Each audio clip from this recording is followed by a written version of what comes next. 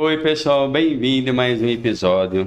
Eu sou o Sérgio, estou aqui a convidada, a doutora Kátia. Muito obrigado por você aceitar esse convite, falar um pouco sobre a Casa da Mulher. É um prazer imenso estar aqui, Serginho. Eu que agradeço a oportunidade.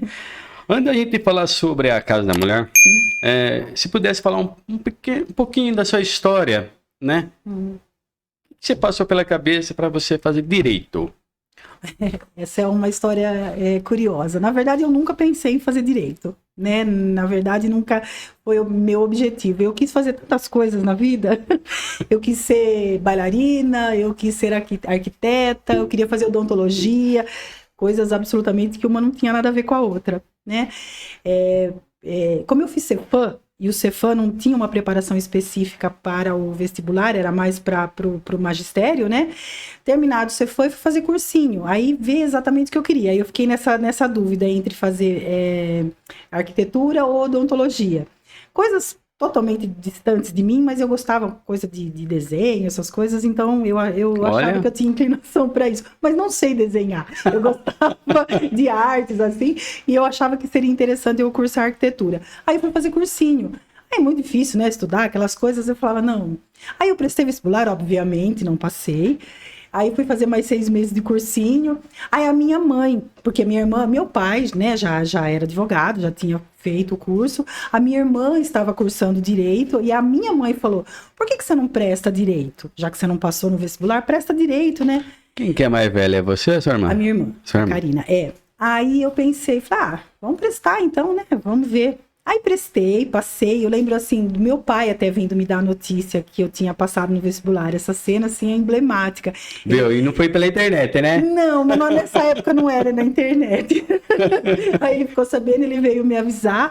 Aí eu lembro que eu cheguei, eu estava na loja, que nós tínhamos uma loja em Jaú na época. Eu estava trabalhando na loja, ele chegou com os braços abertos, assim, né? Você passou, minha filha. Aquela alegria, porque acho que para ele era uma alegria dobrada, né? Porque ele tinha feito, minha irmã estava fazendo. Aí até que fui feliz, sabe? Mas eu confesso que os primeiros 6 meses eu odiei.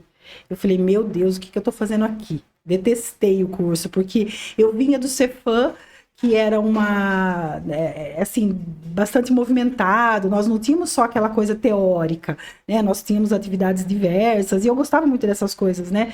De eventos, essas coisas assim, e o curso de Direito, principalmente nos 6 primeiros meses, não me proporcionava nada disso.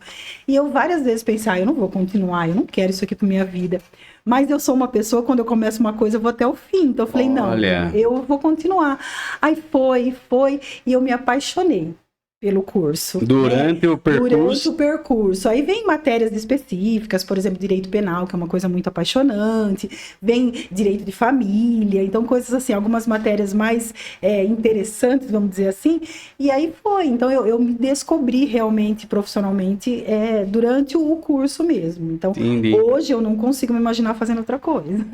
E onde você fez? Eu cursei, na época, era a Instituição Toledo de Ensino, né? Que era uma instituição ainda na época, né? Que hoje é a ITE, né? E eu cursei em Bauru. E a minha turma, eu me formei em julho de 99.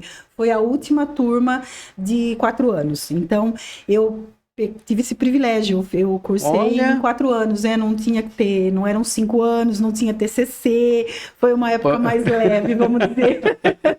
Mas era sofrível, porque nós tínhamos aula aos sábados. Então a gente chegava 00:30, 1h de sexta-feira, e 5h30 tinha que acordar no sábado para ir para Bauru, porque nós tínhamos aula cedinho, então foi uma fase sofrida, vamos dizer. Né? Entendi. Mas foi só 4 anos. Então a família de vocês morava em Jaú, então? Todos, Todos nos... Depois vieram para cá?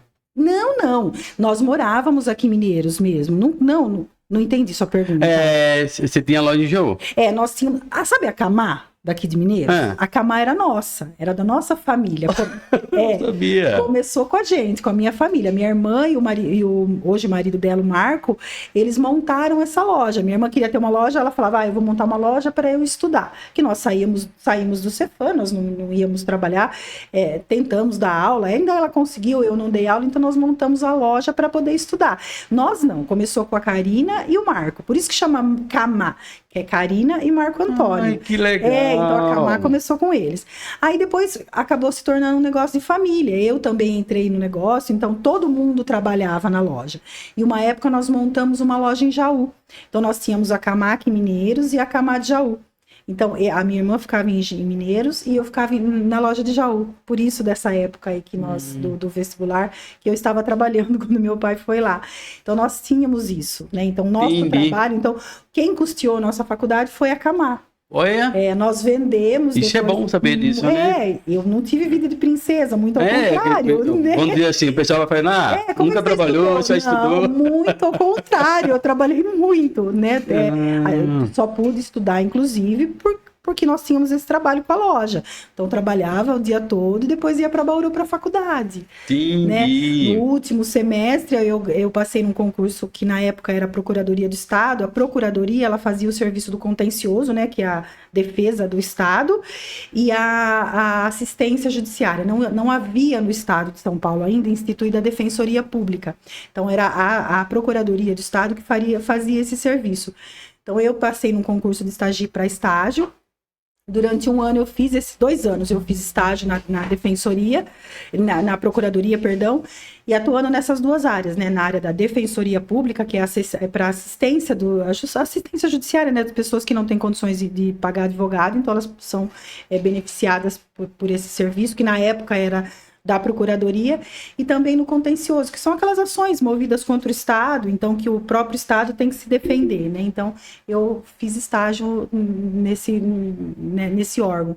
Depois teve a instalação da Defensoria Pública, daí mudou toda a estrutura, mas aí eu já estava trabalhando, já estava fora de tudo isso. Entendi. Né? Mas também trabalhei na Defensoria. Aí você seguiu a carreira?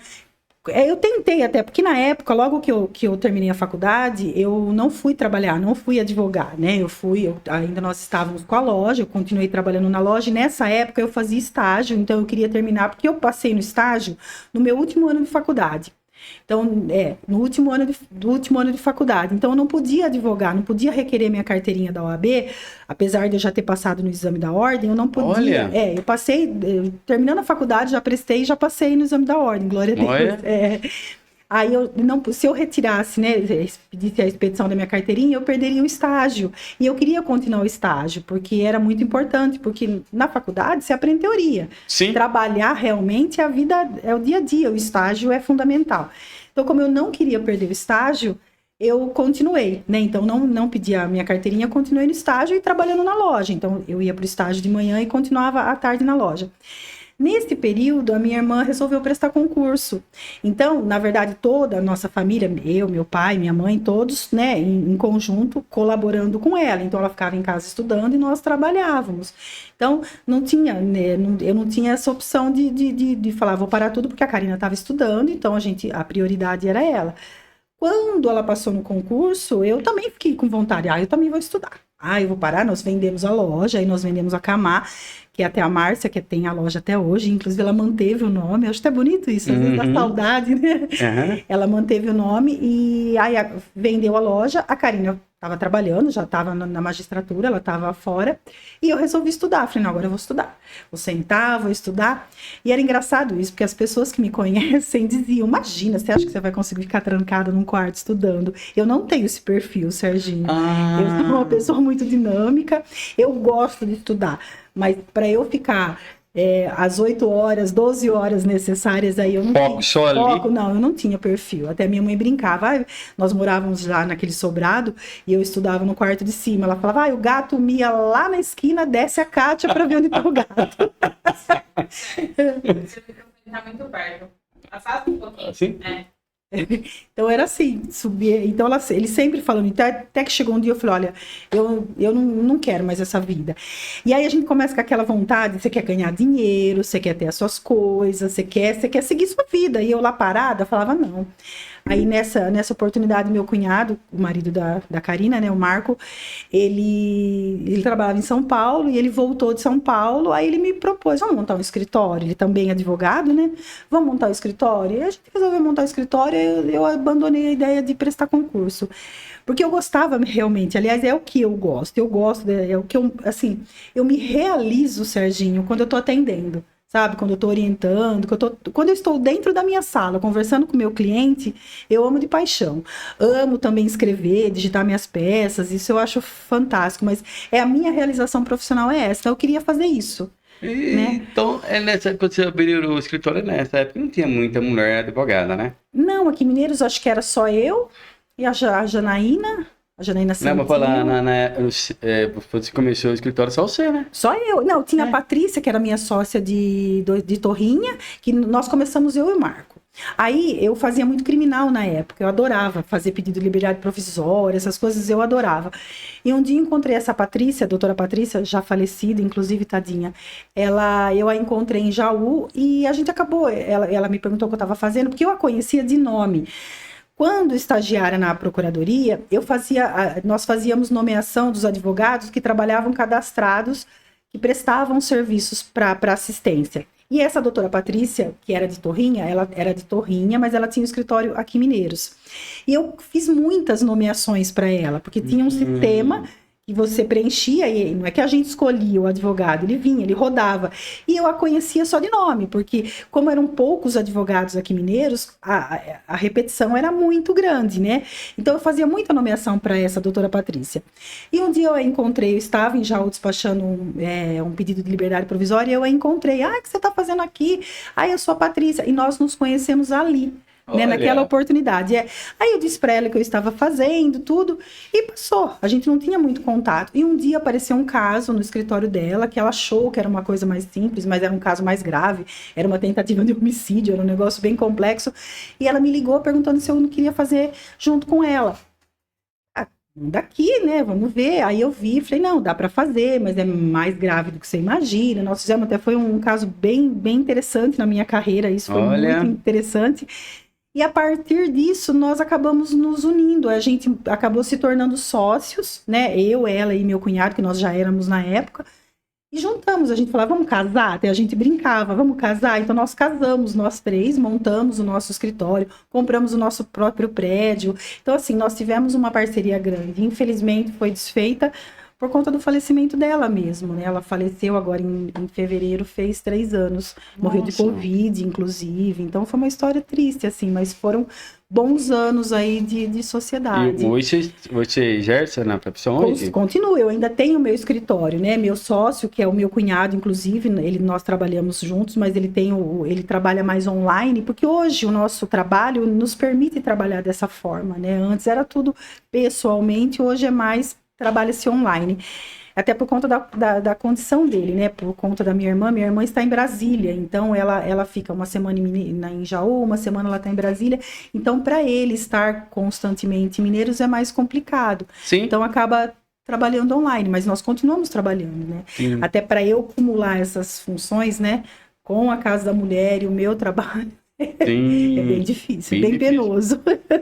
Olha, mas vamos levando. Interessante, você me surpreendeu da Eloy da Camargo. Verdade, muita gente não sabe, eu acho engraçado isso, até o pessoal mais jovem não conhece mesmo, então quando eu falo verdade, éramos nós, a gente assim, a gente fazia umas coisas diferentes, às vezes as pessoas lembram, a gente adorava fazer umas vitrines assim, bem diferentes mesmo, colocar produto de limpeza, cabo de vassoura, sabe, umas coisas assim, para chamar atenção mesmo, e era muito trabalhoso. Então você não estudou assim, sem trabalhar, né? Então teve que trabalhar para estudar. Muito ao contrário. Então tá. Então, e a Casa da Mulher surgiu como a Casa da Mulher? Olha, a Casa da Mulher foi assim, eu qualifico como um presente que eu recebi. Né, eu me lembro que, na verdade, eu conheci o Gesiel na época da pandemia. Porque eu me lembro, nós temos uma academia, né, a Academia Life Gym, e na época, quando era aquela questão de pode abrir, não pode abrir, eu me lembro que me passaram o telefone dele e eu passei uma mensagem para ele perguntando das restrições, porque tinha outras academias abrindo, aí eu conversei com ele. Foi o primeiro contato que eu tive com ele na época. E depois, numa época que minha filha estudava na Tia Marisa, e eu me lembro que eu fui levá-la no dia das crianças, próximo, naquela semana, E eu lembro que eu cheguei assim, tinha as professoras vestidas com os personagens, umas coisas. Eu fiquei emocionada com aquilo que eu vi. Porque eu falei, puxa, nossa, eu não acredito que eu estou vendo isso em Mineiros e ainda na escola da minha filha, uma escola pública. Eu realmente fiquei emocionada com aquilo. Uhum. E eu me lembro, falei, não. Porque antes disso, eu também lembro uma vez que eu fui ao pronto-socorro no pronto atendimento, fui levar meu filho. Eu não lembro que tinha demorado. Eu não lembro o que tinha acontecido, mas eu tinha ficado tão brava com a situação que eu tinha vivenciado que eu mandei um áudio para ele ficando bravo, sabe? Criticando o trabalho, criticando o serviço. Ele me respondeu, tudo. Aí, nessa oportunidade que eu fui levar minha filha, eu falei, não, agora eu mandei mensagem para criticar, agora eu preciso mandar para elogiar, porque realmente é digno de elogio. Aí eu mandei uma mensagem para ele, elogiando o trabalho, olha, eu estou emocionada, eu estou encantada, tal. Aí ficou, esse era o contato que eu tinha com ele. Aí eu me lembro que eu tinha uma ideia de fazer um evento aqui na cidade e eu mandei uma mensagem para ele, se eu tinha oportunidade de falar com ele, que eu gostaria de falar com ele, porque eu tinha ideia de um evento que eu queria fazer aqui na cidade. Mandei a mensagem, mas nunca deu certo da gente conversar. Aí eu me lembro, acho que final de novembro de 2023, ele me mandou uma mensagem perguntando se eu podia passar lá na prefeitura, que ele precisava falar comigo, que ele queria trocar umas ideias. E foi. Aí que ele me fez o convite, mas na época tinha uma outra pessoa que ele tinha convidado para ser diretora, mas essa pessoa estava com uma incompatibilidade, porque exigia-se o ter curso superior e essa pessoa não tinha, ele não sabia dessa incompatibilidade, então eles estavam tentando resolver essa questão, se seria essa pessoa ou não. E ele deixou isso muito bem claro para mim, olha, Kátia, se for para frente a questão dela, não dá, mas se não, falei, olha, se eu puder conciliar o meu trabalho, porque eu não posso abrir mão do meu escritório, né, porque é o meu trabalho ali, porque aqui eu estarei provisório, né, eu não sei quantos anos, mas não é uma coisa para sempre, né, e eu não posso deixar o meu trabalho. Ele disse, não, a gente conversa, dá pra gente compatibilizar as coisas, então dá para continuar. E aí um dia ele me ligou que realmente que não tinha dado certo, que tinha que ser, se eu aceitava. E aquilo ficou, sabe, eu me lembro que na época eu conversei com meu pai, né, que ele achava da ideia, né, e assim, e eu confesso, porque assim, a gente tem uma imagem, eu principalmente tinha uma imagem com relação ao trabalho público, o trabalho na prefeitura, como uma coisa pejorativa, né, então você já imagina, sei lá o que vai ser feito lá, corrupto, é cheio de coisa errada. Então a gente, infelizmente, tem essa imagem. Sim. E eu confesso, várias vezes eu falei isso para ele, eu também tinha essa imagem. Então eu falei, olha, eu vou, mas o meu limite é o meu caráter, a minha idoneidade, eu sei até onde eu vou. Ultrapassado isso, não conte comigo. Aí ele riu, ele falou, não, imagina, pelo amor de Deus, você vai ver como funcionam as coisas. Aí fui. E de fato, eu falo, eu tive o privilégio de ver as coisas transparentes. O trabalho, assim, realmente transparente. Eu não imaginava que fosse do jeito que é. Entendeu? Principalmente o período que eu vivi, até hoje eu digo, do jeito que as coisas são, eu não posso dizer para você, eu nunca vi nada de errado. Muito ao contrário, eu vejo uma preocupação constante para que tudo seja muito certo, muito correto. É que quando eu falo até para as pessoas isso, quando nós estamos do outro lado, nós temos uma visão. Quando nós sentamos desse lado, aí nós vemos que a coisa é difícil. Então, eu queria fazer um monte de coisa. Não dá, porque não é porque o prefeito não quer, porque o sistema não permite. Porque existe um ordenamento que não nos permite ser assim, Sim. Entendeu? Então, eu falo... É uma cadeia, né? É uma cadeia. Então, é promotor, é lei. Então, são várias coisas que te impedem de fazer exatamente do jeito que você quer fazer. Né? Então, assim, eu, graças a Deus, eu pude descortinar essa imagem ruim que eu tinha. Então, não tenho mais isso. Muito ao contrário. Sabe aquela coisa de você imaginar que é uma bagunça? Até para você pegar um carro, para você ir a algum lugar, para você abastecer, é uma burocracia, é uma organização com tudo isso. Então, não é a festa... Não é a casa da mãe Joana como as pessoas imaginam que sejam. E eu posso dizer com muito orgulho, inclusive, que eu pude fazer parte de tudo isso e ver que é dessa forma. E eu falo, eu acho que eu tenho um certo tempo profissional e até familiar, um nome familiar que me sustenta para dizer isso com propriedade, entendeu, Serginho? Eu não falaria isso se eu não estivesse vendo uma coisa dessa forma mesmo, entendeu? E se um dia eu vir alguma coisa Em sentido contrário, eu sou a primeira que vou sair, você entendeu? Uhum. Então, assim, graças a Deus, eu pude realmente, como eu falei, descortinar essa imagem aí de que o serviço público, a administração pública é uma coisa, assim, bagunçada, desonesta, não é nada disso. Graças a Deus. Entendi. Graças a Deus. E esse projeto da Casa da Mulher, através de tudo isso, já tinha um projeto pronto? Na verdade, é assim, ó, eu não Alguém chegou e falou, ó, tá aqui, tá só não trabalhar. Não tinha nada. Na verdade, era assim. Quando ele me fez a proposta, porque assim, eu não me lembro exatamente o ano dessa lei municipal que regulamentou as diretorias. Então, foram criadas algumas diretorias, regulamentadas outras diretorias. Então, eu não me lembro exatamente o ano, acho que 2019, 2021, eu não me lembro. Se eu falar a data, eu não vou me lembrar. Nessa lei municipal, criou-se algumas diretorias até então inexistentes. E uma delas é a minha diretoria. Eu sou diretora de Políticas Públicas e Direitos das Mulheres. Essa diretoria não existia até então. Então, ela foi criada, mas ela não tinha sido implementada. Não havia uma diretora ainda, não havia uma estrutura dessa diretoria. Então, ele me chamou para assumir essa diretoria. E como parte dessa diretoria era a instalação da Casa da Mulher. Então, eles já tinham um prédio alugado para ser a sede da Casa da Mulher, mas não tinha nada. Então, na verdade, ele me chamou e falou assim, olha, faz. Não tinha nada. Então, era só o cargo criado, eu fui nomeada diretora, mas não tinha nada. Nós tínhamos lá a casa, sem nada. Tinha, acho que três escrivaninhas, algumas cadeiras, não tinha nada. E assim, ele me chamou em novembro, mas tinha essa questão para resolver daquela outra diretora que havia chamado, tinha algumas questões aí no meio burocráticas que eles ainda estavam resolvendo. Eu assumi realmente, fui nomeada realmente dia 21 de fevereiro de 2024. Nossa! E a ideia era inaugurar essa casa no dia 8 de março, que é o dia que se comemora o Dia Internacional da Mulher, então era uma data significativa, né? Então nós queríamos inaugurar. Então eu falava, Deus, eu me lembro que nos primeiros dias eu saía da prefeitura 2 horas da manhã, 3 horas da manhã, porque eu tinha que montar tudo isso, entendeu? Não a estrutura, porque a estrutura nós fomos montando com o passar aí dos dias. Mas, na verdade, a própria inauguração, e até para eu estudar o que era essa Casa da Mulher, o que seria, qual que era a ideia, porque ninguém me falou nada disso. Explicou mais ou menos qual que era a ideia, né? Me parece que, em princípio, era uma ideia da Beth, também vice na época, que tinha a ideia de trazer essa casa para Mineiros, e foi. Aí eu me lembro que nós fomos visitar, eu, a Beth e o Gesiel, nós fomos a Jaú visitar a Casa da Mulher de Jaú. Na região são poucas cidades que tem essa casa, Jaú, Bariri e Pederneiras. Então No Brasil todo, você pode me dizer? Olha, eu não tenho esses dados, mas o que eu digo para você são pouquíssimas cidades, mais as capitais que tem essas casas, mas assim, cidades pequenas, muito poucas, Serginho. Se você jogar no Google, você vai ver que não são pouquíssimos lugares. Tá.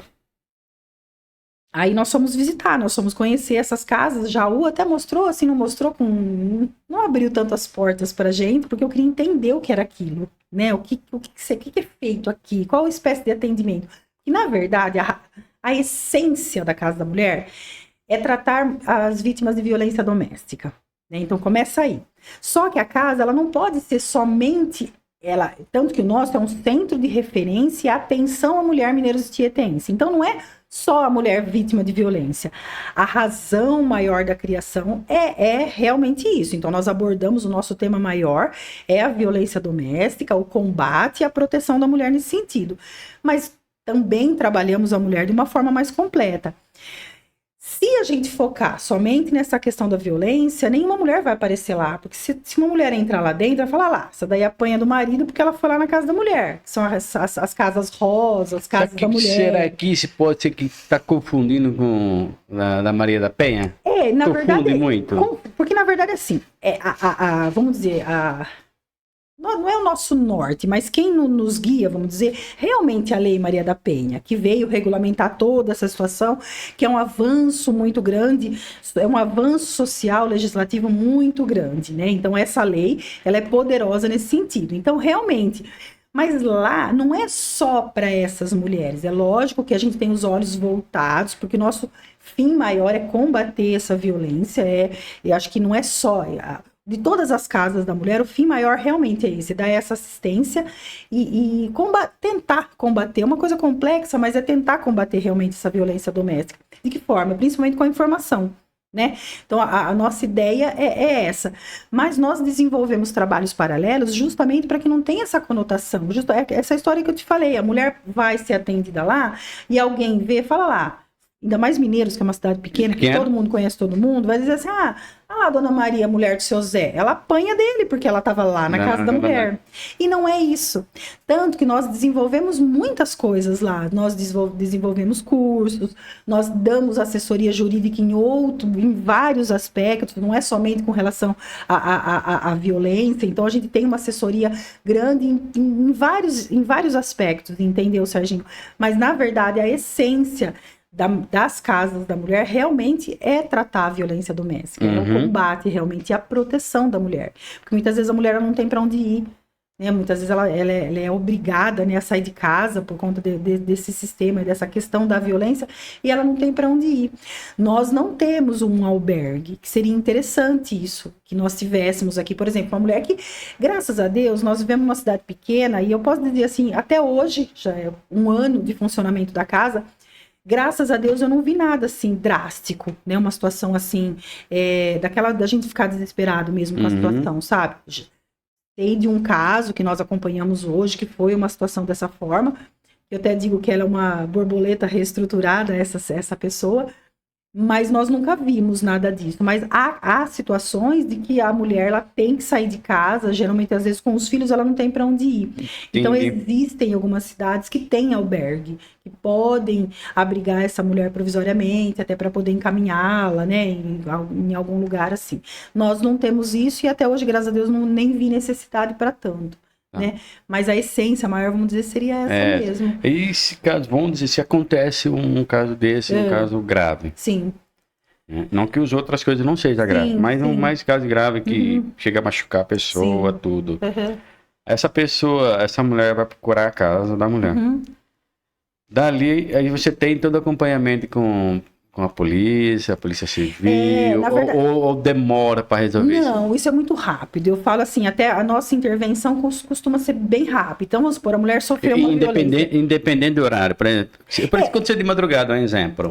Ainda, assim, essa é uma intenção nossa, que nós tenhamos um sistema de plantão. Nós não temos, porque nós não temos nem funcionário para isso, entendeu, Serginho? Sim. Na verdade, assim, nosso horário de funcionamento é das 7h30 às 11h, e da 1h às 5h.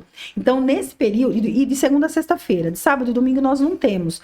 Ainda nós não tivemos nenhuma procura, vamos dizer assim. Sim. Mas, por exemplo, essa é uma ideia minha, que nós estamos tentando reestruturar, eu já meio que troquei ideia com o Gustavo nesse sentido, de que nós tivéssemos um plantão e até um contato direto entre a casa e a polícia militar, por exemplo, porque se uma pessoa, isso vale para qualquer pessoa. Se uma mulher, ela sofre uma violência, ela vai ligar 190. Hoje tem o 180, que é 180, que é o Disque Denúncia Doméstica, então já é um canal mais ágil, que é um sistema da polícia militar que você pode acionar. Só que aquela história, a gente sabe que vai demorar, não é aquela coisa... Ligou, já tá aqui, entendeu? Aciona o Copom Bauru, aí vem ligação para Mineiros, aciona os policiais para chegarem ao teu local. Eu gostaria que tivesse uma coisa mais, um cortar caminho aí, entendeu? Que nós tivéssemos uma ligação, por exemplo, direta com a polícia militar. Mas isso é burocrático, porque não depende só da nossa iniciativa, da nossa vontade. Aí tem a questão da possibilidade do que a autorização da polícia militar, alguma coisa assim. O que nós podemos fazer é alguma coisa de modo informal. Né? Então, são coisas que nós estamos estudando para ver se há essa possibilidade. É que, na verdade, nós nunca tivemos. Por exemplo, todo mundo sabe meu celular. Então, o meu celular da Kátia, o meu pessoal, tá todo mundo. Então, quem quiser me acionar, vai me acionar. E óbvio que se uma mulher me ligar, eu vou dar o respaldo necessário, ainda que seja fora de horário, entendeu, Serginho? Isso, para mim, não tem problema. Mas se nós tivéssemos alguma coisa estruturada nesse sentido, seria bom também. Mas, por hora, nós não temos. Isso ainda a gente não tem. Entendi. Né? Mas, por exemplo, ela chega durante a semana, durante, por exemplo, o horário do nosso atendimento. Ela chega e conta que ela sofreu uma violência. Se for no calor dos acontecimentos, que ela vai querer pedir uma medida protetiva, muitas vezes a gente fala só, quer que acompanhe? Às vezes ela quer ir sozinha mesmo na delegacia, mas eu já cheguei de acompanhar a pessoa, de ir lá relatar a situação, de conceder a medida protetiva. Então, é simples e ao mesmo tempo não é. Mas o atendimento costuma ser ágil. Uma coisa que eu percebi, assim, que ainda as pessoas não têm o conhecimento devido a respeito dessa situação, até as autoridades.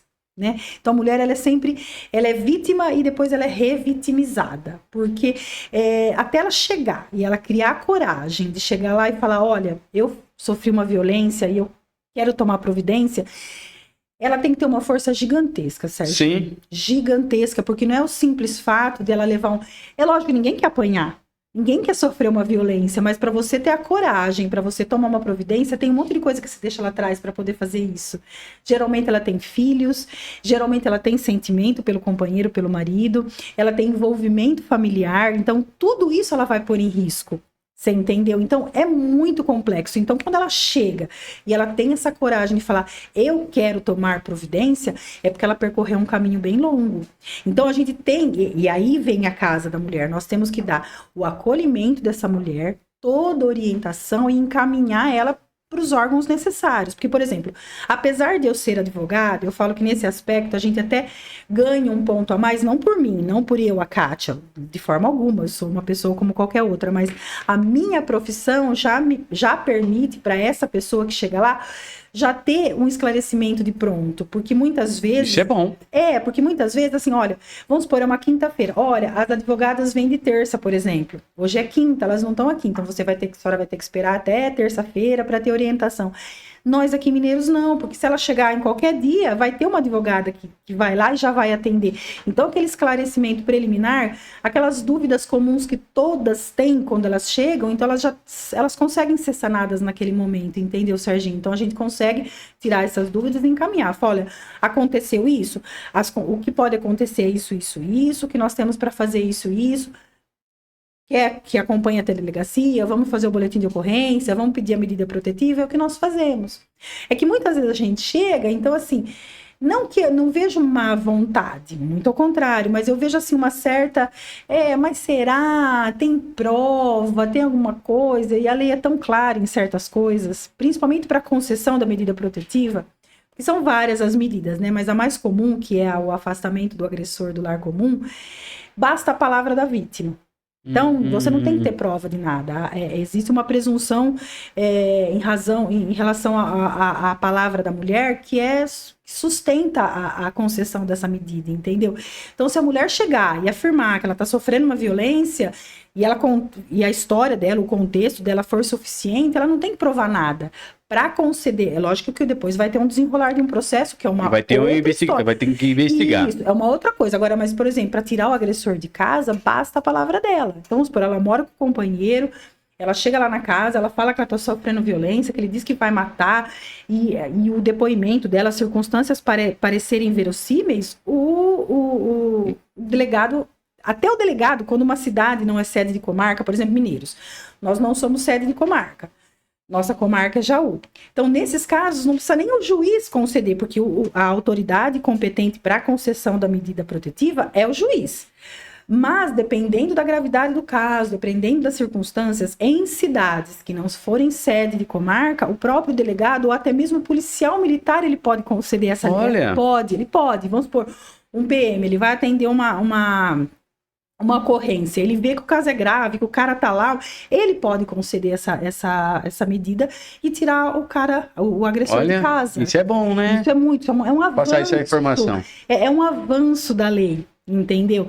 Então, as pessoas não conhecem. Então, por isso que, assim, um trabalho grande nosso, inclusive, é a divulgação de tudo isso, Serginho. Né? Isso é muito importante. Por outro lado, eu percebo assim, o ano passado nós passamos praticamente o ano todo fazendo divulgação da casa, do que era a casa, dos serviços que nós prestávamos. Então, nós fizemos muito eventos nesse sentido, para divulgar mesmo.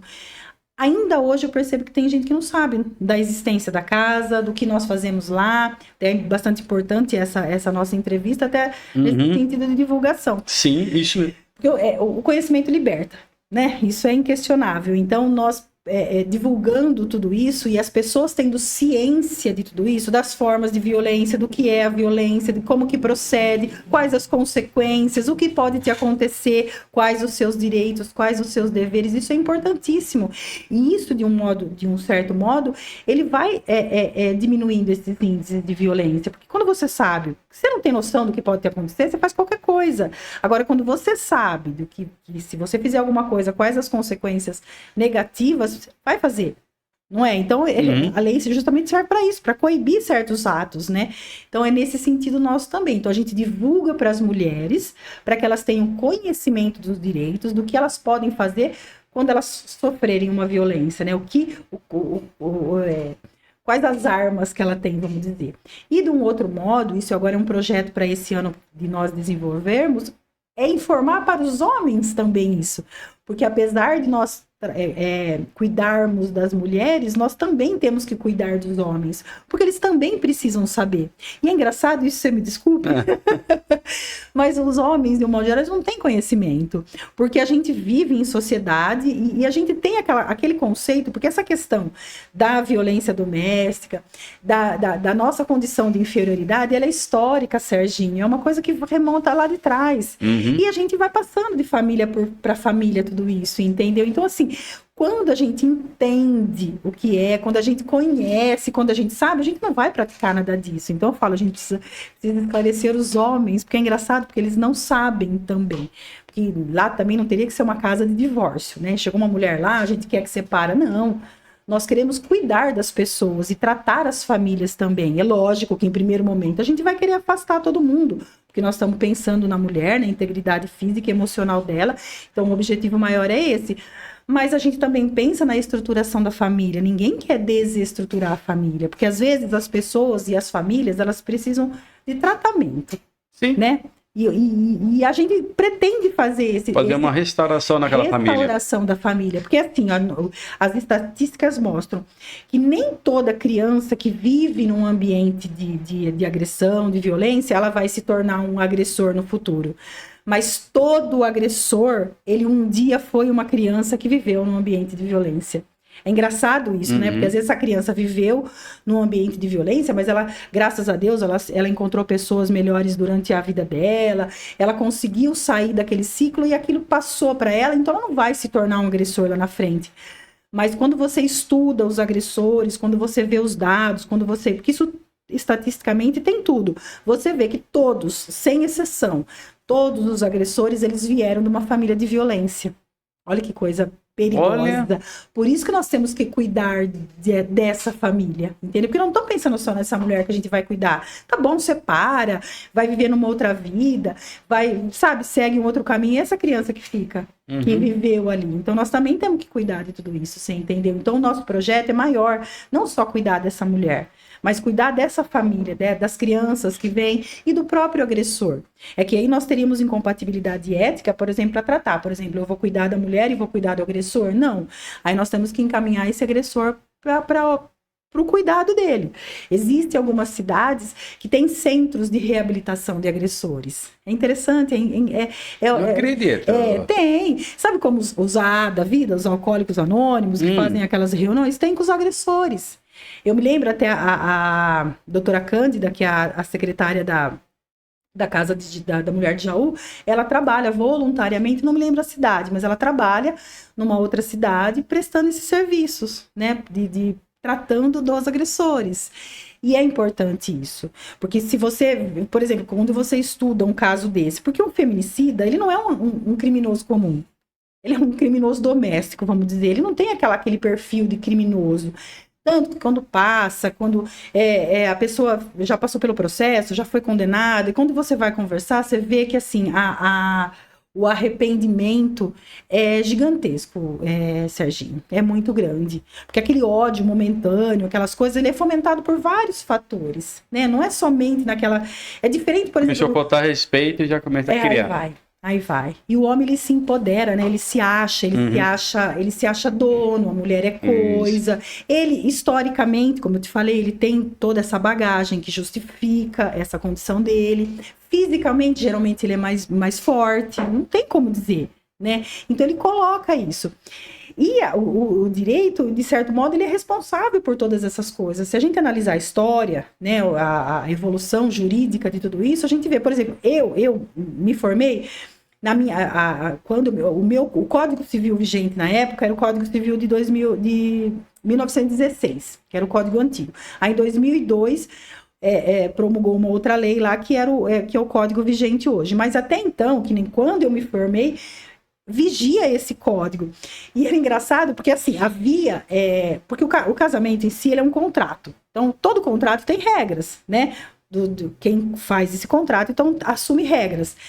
Existem alguns deveres do casamento. Então, havia essa previsão legal. Então, tinha vários deveres. Deveres de coabitação, que é morar na mesma casa. Como que algumas coisas recíprocas, eu não vou lá, mas uma coisa que me chamava bastante atenção, que tinha um dever que era o débito conjugal. Esse débito conjugal era o dever de manter relação sexual. Então, olha o absurdo. Então, quando se casava... assumia-se esse dever. Então, eu tinha um dever com o meu marido, vamos dizer, de manter relação sexual com ele. Então, em regra, eu não podia dizer que não. Mesmo que eu não quisesse, em razão desse dever assumido do casamento, eu tinha esse dever. Hoje, graças a Deus, não existe mais. Olha. Se a mulher, mesmo casada, ela não quiser manter relação sexual com o marido, ela disser não, e se ele obrigá-la, ele vai cometer estupro. Coisa que não existia. Então, você vê, a lei evoluiu nesse sentido. Imagine se nós, mulheres, Deus me livre, estivéssemos presas nisso ainda, entendeu? Sim. Então, o direito, ele acompanha, né? O direito é fantástico por conta disso. Ele acompanha a evolução social. E isso realmente é um avanço. Então, não tem mais isso. E, assim, a infração de qualquer desses deveres do casamento dava ensejo ao pedido de divórcio, de separação. Então, eu posso me divorciar, me separar de você, porque você descumpriu um dever do casamento, sendo ele desse dever de coabitação. Olha que absurdo. Olha, assim, então, é chocante. Chocante, nossa. Então, existem todas... Então, você vê como que todas essas coisas justificam. Mulher não podia votar, né? O direito ao voto é recente. Então, assim, em 1942, teve um Estatuto da Mulher Casada. Olha que absurdo, olha como nós somos elevadas. Então, a mulher casada, ela ganhava outros direitos, ela podia votar. Tinha época que o CPF era comum. O homem e a mulher tinham o mesmo CPF. Então, quem éramos nós? Coisa. Então, se nós éramos coisificadas... Era um produto é meu. É meu, ninguém toca, você vai fazer o que eu quiser. E isso vai passando. Então, às vezes, o homem não tem nem noção de por que ele pensa dessa forma. Porque ele foi ensinado a pensar dessa forma. A cultura... A cultura vai trazendo isso. Aí, quando as mulheres começam a se rebelar, elas são empoderadas, elas são feministas do bração peludo, daquelas coisas horrorosas. Não é nada disso. Entendeu? Nós não somos isso. Eu, pelo menos, não sou isso. Aliás, eu detesto, eu abomino esse tipo de comportamento. Não. O que nós defendemos, que direitos nós temos?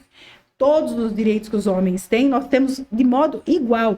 O que nós defendemos é o respeito a esse direito. Sim. Né? Porque, por exemplo, ainda hoje existe rebaixamento salarial das mulheres em relação aos homens, ainda existem isso, ainda existe, quando a competição de vaga no mercado de trabalho, muitas vezes as mulheres são preteridas, elas são chamadas os homens, a mulher vai ter filho, a mulher vai ter problema com licença, sabe, essas coisas, então ainda existe tudo isso, né, então nessa bandeira que a gente vai, entendeu, Serginho, da exigência, só isso, direitos nós temos os mesmos. A Constituição, ela é fantástica e ela prevê de modo bem abrangente, homens e mulheres são iguais perante a lei, isso é inquestionável, então não tem diferença. A gente só quer o respeito a tudo isso, né? Então muitas pessoas vêm de uma outra forma. Esse olhar também é humana, né? Esse olhar que é humano, também sente dor, sente, né? O que o homem sente, a mulher sente também. O que o que eu E sempre vejo... até mais, né? O que eu vejo, não de superioridade, mas assim, o que nos diferencia é que nós temos uma resiliência maior. Eu acho que a mulher, assim, a gente consegue fazer muito mais coisas e não se acostumar, mas assim, aceitar muito mais coisas e fazer, porque nós não temos opção. Nós não temos escolha. Nós somos mulheres e nós temos que fazer. Não porque somos mulheres, mas porque muitas coisas, infelizmente, acabam sendo nós. Por exemplo, parir.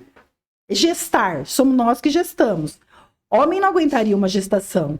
Passar calor, com aquele barrigão, as náuseas que a gente sente, as dores que a gente sente, o parir, né? Existe uma escala lá de limiar de dor lá, que eu não tive parto normal, não posso dizer o que é isso, mas dizem que é terrível. O homem não conseguiria sentir uma dor dessa. Então, nós somos até preparadas para tudo isso, mas eu falo que a força que nós temos não é nesse sentido, é na força de fazer realmente as coisas, e isso é verdadeiro. O homem tem uma dor de cabeça, parece que vai morrer. Eu vejo que eu tenho 2 filhos, eu sei como que eles são.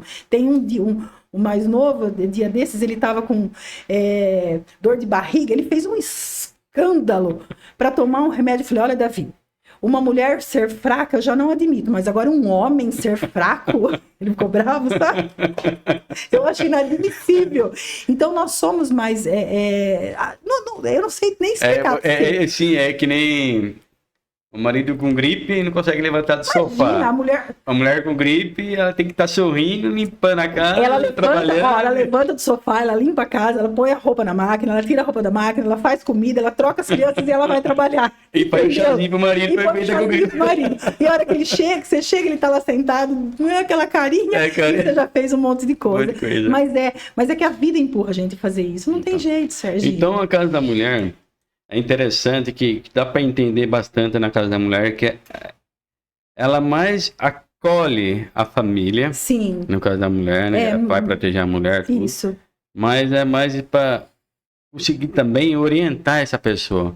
Porque na verdade, por exemplo, assim, nós não ajuizamos a ação. Que, né, apesar de eu ser advogada, eu não tenho atribuição, né, nem autorização legal para, por exemplo, ajuizar uma ação em favor dessa mulher, por exemplo, representá-la judicialmente. Não posso. O que nós fazemos é orientá-la, esclarecer os direitos que ela tem, o que vai acontecer, o que ela tem que fazer e orientar. Olha, agora a senhora tem que ir na delegacia. Nós acompanhamos na delegacia, se for o caso. Olha, então agora é um caso de pedir uma separação judicial, um divórcio. Então nós vamos entrar com um pedido de divórcio na justiça. Então a pessoa não tem dinheiro não tem condições financeiras de custear um advogado particular, então nós nomeamos na Defensoria Pública, que é o serviço público que presta assessoria jurídica para as pessoas hipossuficientes. Então, nós fazemos essa nomeação, marca-se um dia na defensoria para a pessoa ir lá. Então, é esse o nosso atendimento nesse sentido.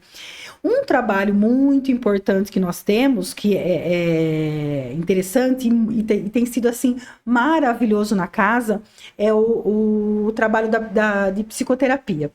Né?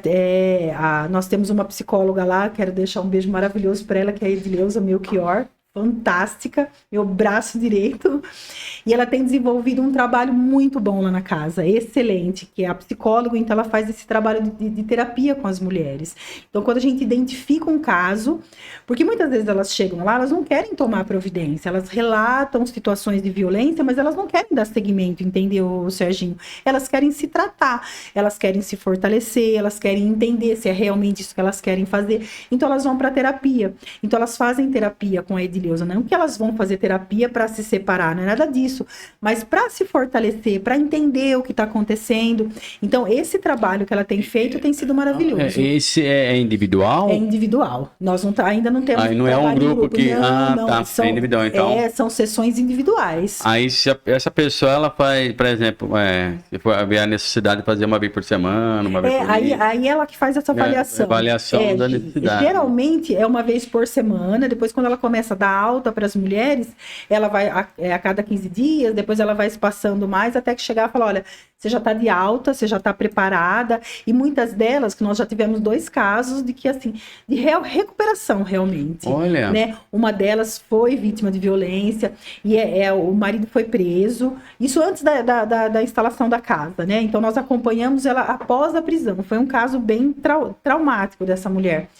E nós cuidamos dessa mulher, então ela fez tratamento todo esse tempo na casa, prestamos toda essa assessoria, e nosso medo realmente é que o marido voltasse da prisão e ela voltasse com ele. Nós tínhamos esse medo, porque às vezes acontece isso, né?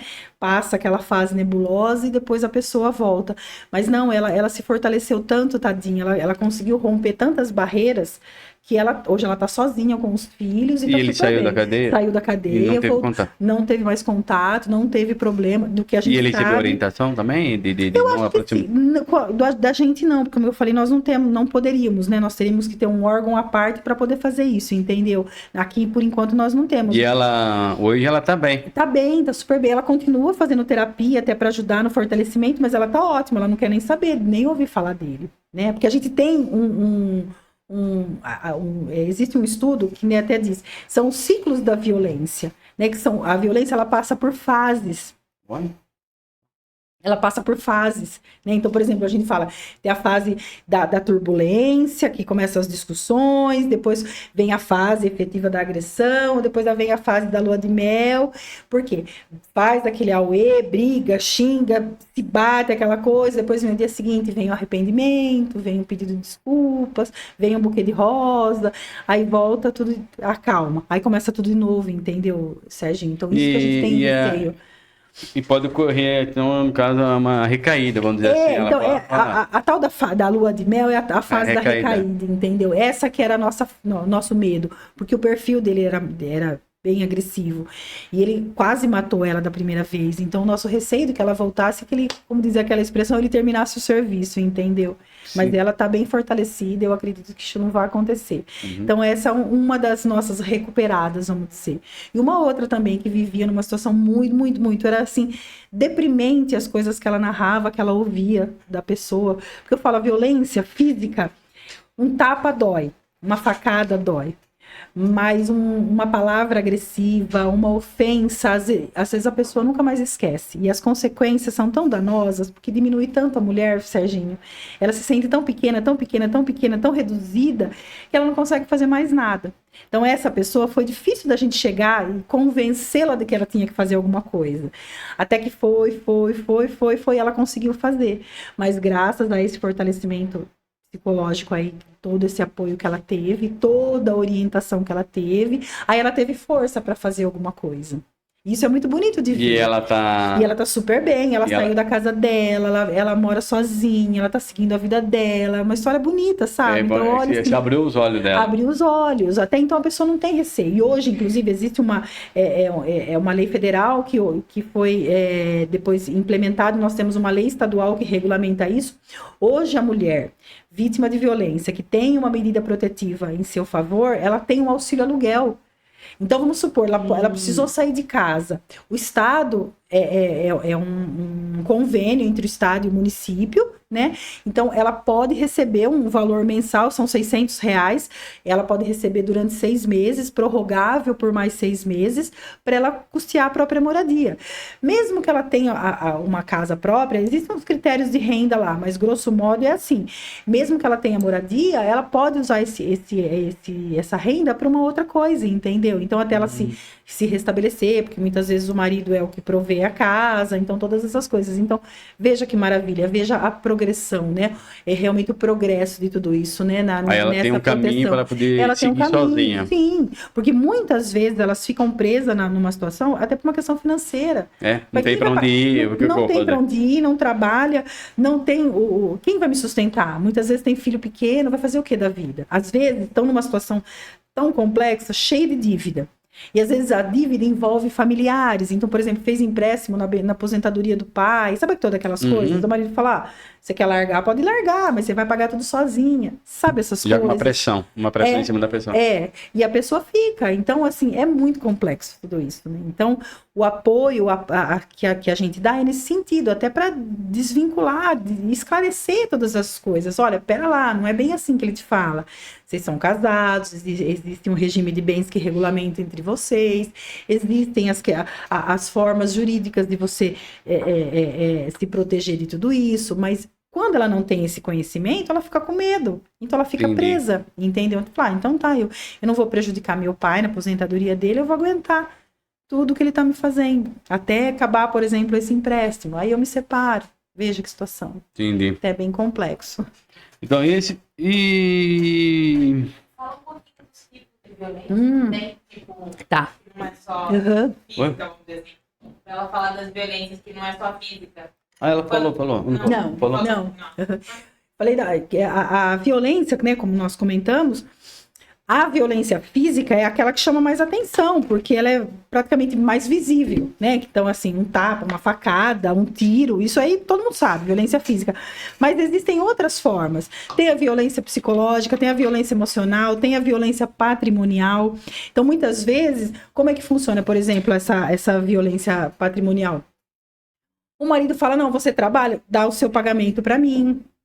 Então, ele quer administrar o dinheiro da mulher, ele, de repente, ele tá com raiva da mulher, por exemplo, trabalha com o computador, ele vai lá e destrói o computador dela, você entendeu? Então, por exemplo, ela tem um álbum de fotografia de quando ela era criança, ele vai lá e ele rasga todo aquele... Aquilo tem um valor, não é financeiro, sentimental dela, mas tem um valor. Tudo isso é violência, né? Por exemplo, aquela constância da mulher, cala a boca, cala a sua boca.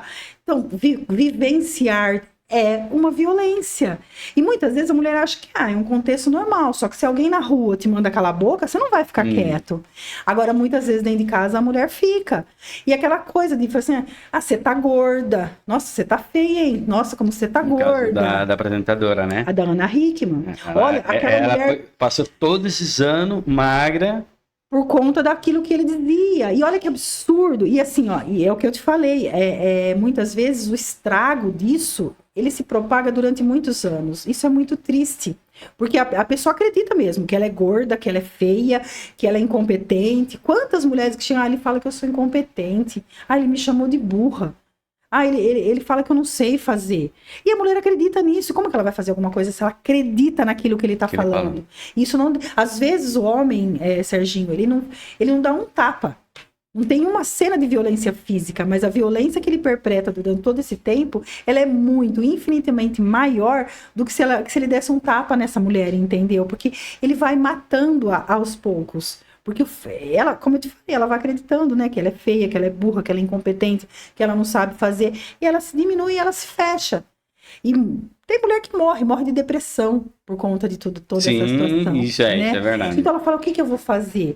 Se não houvesse essa legislação, essa lei bendita, vamos dizer, não teria regulamentação para uma situação dessa. Porque qual a tipificação criminal disso daí? Entendeu? Existem os crimes de injúria, de difamação, até existe, mas nesse ambiente interno, aí como é que você vai comprovar? Aí sim existe aqui a questão da prova, como é que você vai provar tudo isso, entendeu? Não tem. Entendeu? Então é uma lei específica que veio regulamentar situações cotidianas dentro de um ambiente, de dentro de casa, que é difícil de se comprovar tudo isso, entendeu? Como é que você vai provar que o marido tá todo o tempo te chamando de idiota, de burra, de feia? Como que você vai provar tudo isso, né? Então, assim, um crime desse, de difamação, de injúria, é um crime que depende da iniciativa da pessoa, ela tem que entrar com uma ação na justiça chamada queixa-crime, e a condenação, a pena que o réu aí vai ter é tão pequena, de 6 meses, que é aquela coisa de fazer transação penal, de pagar a cesta básica. Então, em resumo, qual a vantagem que teria da mulher de entrar, processar o marido por esse crime, vamos dizer? Agora, por meio da Lei Maria da Penha, é diferente a situação. Até dá direito de você pedir para essa pessoa sair de lá. Né? Eu não quero conviver mais com essa pessoa, entendeu? E fora as ameaças, né? Eu vou te matar. Então, aquela ameaça sutil, que às vezes só o olhar do homem já justifica para a mulher. Já. Não precisa falar nada, é só de olhar para ela, ela já sabe o que pode acontecer, né? Eu me lembro em E novembro... na casa da mulher, então ela consegue, como ela não consegue perante essa lei que não favorece ela, mas na casa da mulher ela consegue ser Pelo orientada na psicóloga, Isso. tentar convencer ela, É, porque às vezes ela vai relatar tentar a convencer situação... não, mas orientar de forma... Sim, porque ela vai relatar essa situação, ela nem sabe que tudo isso que ela tá vivendo é violência. Para ela é uma situação normal. Aí é comum ele me chamar de burra, de feia, de idiota, entendeu? Para isso, a hora que ela entende que aquilo é uma forma de violência e que ela não é obrigada, ela não pode se sujeitar a esse tipo de situação, ela se encoraja a agir. Ou para ela se posicionar de uma outra forma, ou para ela romper essa situação. Como eu disse, lá não é uma casa de divórcio, nem é nossa intenção. Mas também nós não queremos que as mulheres sejam o tempo todo subjugadas e deixadas nessa situação, entendeu, Serginho? Nós não queremos isso. A gente quer fortalecer essas mulheres para que elas entendam os direitos que elas têm e falar, olha, eu tenho o direito de ser respeitada, eu tenho o direito de dizer não, eu tenho o direito de ser tratada como você também é tratado. Uhum. Né? É isso que nós tentamos ensinar para elas, né? E principalmente que existe uma legislação que as defende, graças a Deus, né? Vamos lá. Então, esses vários fatores, né? Que acolhe, que orienta. Sim. Qual... vamos falar, não sei se eu posso falar produto. Algum produto que a Casa da Mulher oferece? Curso?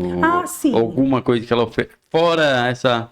tá. Essa questão do atendimento, dessas orientações, nós temos cursos. Por exemplo, há 15 dias, mais ou menos, nós terminamos um curso de esmaltação em gel. E as meninas aprenderam a ser essa nova técnica de esmalte diferente, de uma esmaltação diferente. Vocês dão um curso para ela ter o próprio trabalho, no caso? Porque, na verdade... Preparando para o mercado de trabalho. A nossa intenção é prepará-las, né, para que elas tenham uma fonte de renda ou ajudar naquelas que já têm para ter uma maior fonte de renda. Então, a gente quer profissionalizar essas mulheres. Então, a intenção dos nossos cursos é justamente isso, é profissionalizar. Nós não temos, por exemplo, assim, autonomia financeira para desenvolver cursos por nós mesmos, né? Nós não temos isso, nós não temos nem estrutura, mas, por exemplo, em parceria com o Sebrae tem parceria com o Senac, aí nós conseguimos trazer curso, que, por exemplo, esse curso de esmaltação em gel foi um curso que nós fizemos em parceria com o Sebrae e o Senac, então veio esse curso pra gente por conta dessas parcerias, então os cursos que nós fazemos foi por conta dessas parcerias que nós temos. E deixa bem claro, isso não é só para as pessoas que sofrem violência. Não. Para qualquer mulher pode ir lá e falar, eu quero fazer curso. Aí é que tá, é isso que eu falei para você, que lá nós, assim, o objetivo maior é essa orientação para as mulheres vítimas de violência, mas a Casa da Mulher não é só isso, muito ao contrário. A Casa da Mulher é muito mais abrangente que isso, né? Então, nossa ideia é realmente dar esse fortalecimento para as mulheres de um modo geral. Então, assim, existem muitos projetos. É que tudo demanda dinheiro, né? As coisas são difíceis nesse sentido, mas assim, existem para este ano vários projetos que a gente tem já mais ou menos implementados para esses cursos, para oficinas internas da casa, voltadas no sentido do fortalecimento delas realmente, entendeu? Muitas palestras, muitos eventos nesse sentido de educação. Né? Como eu disse que o conhecimento, ele liberta, então o nosso intuito maior é fazer não só a divulgação da casa, não só dos direitos, mas de muitas coisas. Então, fazer um trabalho realmente informativo dos direitos das mulheres, de modo abrangente, não só pautado aí na questão da violência, da Lei Maria da Penha, não é só isso, mas fortalecer realmente, dar esse esclarecimento para elas, para que elas tenham força em vários sentidos. E lá a gente também, por exemplo, nós temos a assessoria jurídica para qualquer assunto delas. É lógico que nós não vamos resolver a problemática. Então, se é um caso de uma ação na justiça, nós vamos encaminhar para a Defensoria Pública. Mas um primeiro esclarecimento nós conseguimos dar lá. Entendeu? Então, nós temos isso. Nós tínhamos aula de pilates, Nós fornecemos, nós fazíamos aula de pilates, mas como era um trabalho voluntário, nós tínhamos as fisioterapeutas que nos ajudaram, mas aí depois elas tiveram alguns, não problemas, né, mas algumas coisas profissionais que elas não puderam continuar, pararam. Então, assim, são coisas que a gente vai implementando, entendeu? Mas nós tivemos esse trabalho também lá, foi bem interessante, bacana. E a Casa da Mulher é para qualquer idade? Tem, eu falo assim, acima de 16 anos, só acima de 18? Não, é assim, nós avaliamos assim, nós atendemos meninas, mulheres, né, sem limite de idade. É lógico que dependendo da situação, por exemplo, meninas, dependendo da situação, aí a gente encaminha para o Conselho Tutelar, que tá aí, tem uma abrangência maior com criança e adolescente. Mas se for um caso, por exemplo, relacionado a algum tipo de violência, aí ficamos conosco, entendeu? Nós tratamos, se for de menor... mesmo que seja menor de idade. Nós temos um caso, nós tratamos um caso, né, de uma adolescente, não, ela é criança ainda, de uma criança que nós estamos tratando, apesar de ser criança. E o conselho participa também ou não? Não, aí é um trabalho exclusivo nosso. Alguma coisa a gente encaminha para eles, mas, por exemplo, no tratar, né, nesse acompanhamento, porque, por exemplo, o Conselho Tutelar ele não tem esse tratamento psicológico, eles não têm esse serviço lá. Eles têm uma outra liberalidade. Deveria, né? Seria interessante. Deveria. Né? Acho que todos esses órgãos deveriam ter. Né? Porque acho que o trabalho maior é esse. Porque, por exemplo, se não é da Casa da Mulher, vem para o CAPS, que é o Departamento de Saúde Mental, né? Então, muitos casos teriam que ser da Casa da Mulher. É que a gente está priorizando lá nesse momento essas questões de questões conjugais, vamos dizer, por conta de ser voltado para essa questão aí da violência. Mas, fora isso, acho que eu gostaria que fosse para casa toda mulher. Que nós cuidássemos delas, independente do assunto que elas tivessem. Queria trazer as questões da saúde para lá, então a gente tem vários projetos aí para desenvolver. É que é muito recente, né? Nós temos um ano só, faremos agora sábado, um ano só. Já vamos fazer um ano, mas praticou bastante coisa, né? Já fez bastante coisa. Eu acho que esse ano foi um ano bem produtivo, Serginho. Sim. Foi um ano maravilhoso de trabalho, sabe? Uma coisa realmente, assim, foi um trabalho apaixonante. A da mulher é só para mulher? Não só para mulher. Por exemplo, se chegar eu acho delicado até usar qualquer termo para que não seja pejorativo. Qualquer pessoa que se intitule gênero mulher, ela vai ser atendida lá, entendeu? Então, assim, nós atendemos as mulheres. Se você tem a sua conotação como mulher, você vai ser atendido pela casa. E ela vai ter o direito. Ela vai ter o direito de ser atendida pela casa. Isso de modo inquestionável. Uhum. E mais alguma coisa que tá faltando, além de o quê? Orientar e se você dar curso? Tem mais alguma coisa? Todo ano a gente faz vários eventos, porque a gente tem um calendário de eventos que a gente foi. Por exemplo, o ano passado foi uma ideia interessante que nós juntamos, né? Como nós inauguramos em março, que é um mês significativo, né? Que se comemora o Dia Internacional da Mulher. Então, nós pulamos meio que esse mês de homenagem às mulheres por conta da inauguração da casa. Então, nós tivemos uma ideia que nós fizemos, que juntou maio, sendo como Dia das Mães e o mês do trabalho, nós homenageamos algumas mulheres aqui da cidade. Então, a gente tem um projeto que chama Mulheres que Fazem. Nós escolhemos algumas mulheres, assim, que a gente entendeu como de destaque na sociedade, na nossa cidade. Das mais variadas profissões, desde uma catadora de reciclagem até, por exemplo, a titular do cartório. Então, nós escolhemos essas mulheres que a gente entendeu que são mulheres que fazem diferença na nossa sociedade. Então, nós homenageamos essas mulheres, nós fizemos um vídeo com os filhos, foi um projeto interessante, que nós vamos repetir esse ano. Então, nós temos um calendário durante o ano de várias atividades. Alguns meses que são significativos, por exemplo, agosto, que é o Agosto Lilás, que é um mês também de combate à violência, novembro, que é um mês de combate também à violência. Então, tem várias coisas que a gente vai desenvolvendo.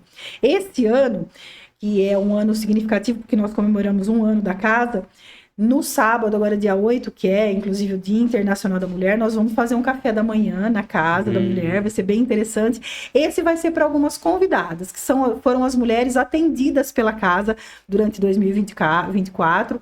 Todas aquelas que foram atendidas pela casa, nós tivemos o trabalho de compilar todas e convidá-las. Então, nós vamos servir um café da manhã em comemoração ao nosso aniversário e também, assim, em respeito à confiança que elas tiveram no nosso trabalho de ter ido nos procurar.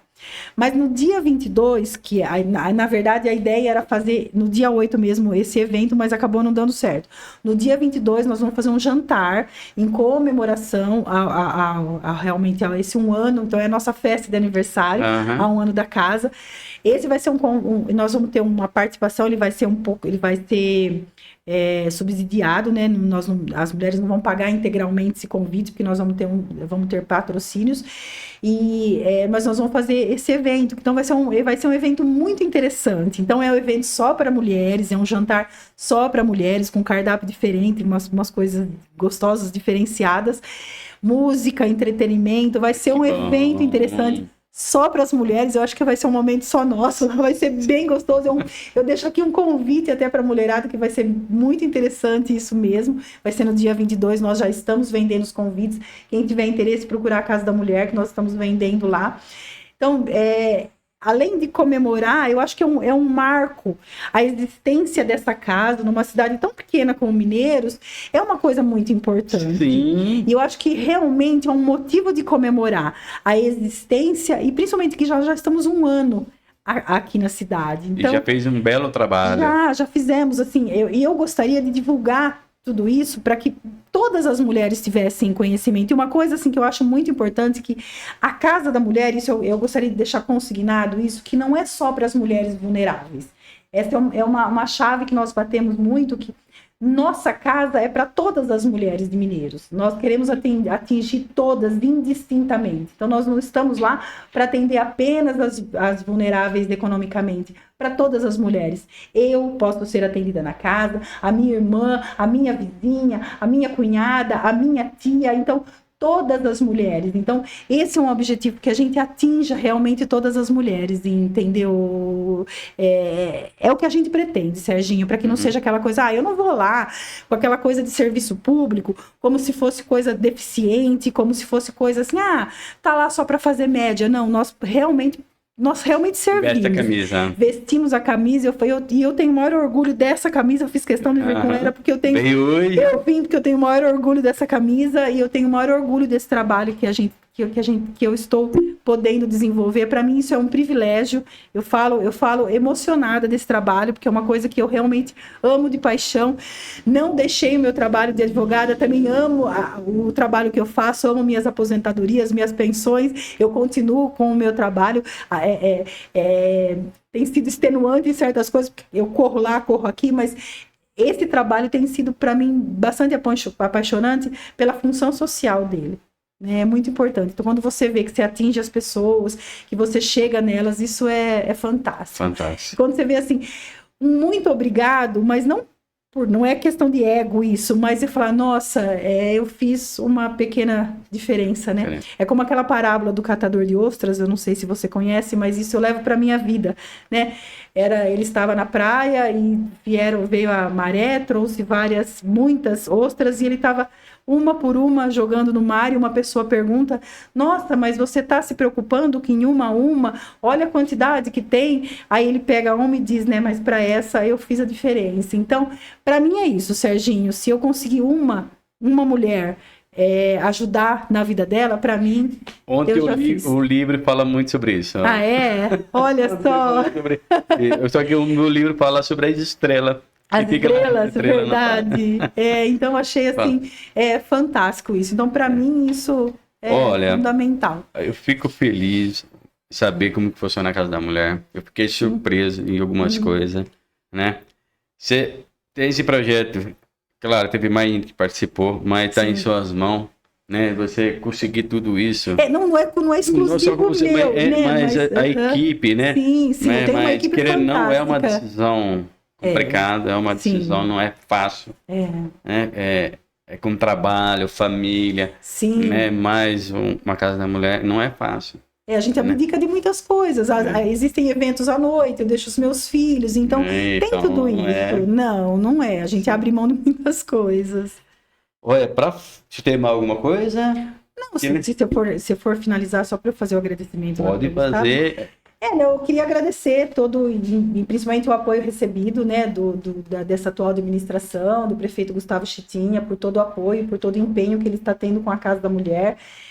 Isso para a gente é fundamental para a continuidade do nosso trabalho. Eu acho que também tem sido a menina dos olhos da administração dele, então ele tem sido voltado bastante os olhos para a gente. Isso está sendo fundamental. Queria até aproveitar para agradecê-lo por todo esse apoio recebido e convidar realmente as pessoas a conhecerem, dar uma passada na casa. Eu sempre brinco com as meninas que passam: olha, a casa é nossa, vem aqui tomar um café, tomar uma água, venha conhecer o nosso trabalho. Eu acho que vale a pena mesmo, o lugar é fantástico mesmo e vale a pena. Doutora Kátia Carrara, eu vou fazer uma pergunta que vai ser a primeira, e daqui para frente eu vou fazer também a mesma pergunta. Olha só! Como a doutora Kátia Carrara, qual é o sentido da vida? O sentido da vida? Olha, eu acho que o sentido da vida é o que a gente faz para deixar para alguém. Eu acho que esse que tem que ser o nosso sentido, porque não teria razão de uma vida vazia. Viver simplesmente, sabe aquela coisa de você acordar, trabalhar, vir para casa, almoçar, voltar, trabalhar, vir para casa, jantar e dormir? Não haveria sentido. Então, para mim, o meu sentido é aquilo que eu vou deixar, Serginho. Eu gostaria de escrever o meu nome na história, não por ego, mas por eu ter sido útil em alguma coisa. Então, acho que para mim esse é o sentido da vida, é o que eu vou deixar, é o que a gente faz, que a gente pode deixar para alguém. Doutora Kátia Carrara, qual é o sentido da vida? O sentido da vida? Mas eu não te respondi. Agora ele me pegou. Mas eu não te respondi o sentido da vida, Serginho.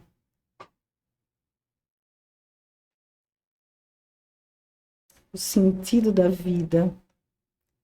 Eu acho que de verdade, isso para mim é isso mesmo, para mim é aquilo que eu faço que eu vou deixar. Porque não é assim. Eu tenho os meus filhos que me preenchem, eu acho que a coisa mais importante da minha vida são eles. Eu tenho o meu trabalho, eu tenho o amor da minha vida, mas assim, o sentido da vida realmente é isso, o que eu vou deixar, porque eu não quero ter uma vida vazia, entendeu? O meu sentido é realmente isso, é aquilo que eu faço e que eu vou deixar para alguém. Bom. Kátia, muito obrigado por ter eu que agradeço. contado um pouco a sua história, Sim. a história da Casa da Mulher, Sim. tá? Eu fiquei muito feliz, né, por esse bate-papo, né? E a gente vai falar mais vezes no futuro, né? Estou Quem sabe o ano que vem, né, fala de novo isso, da no Casa da segundo ano Mulher, da casa. né? É muito importante as pessoas saberem Sim. o que é a Casa da Mulher.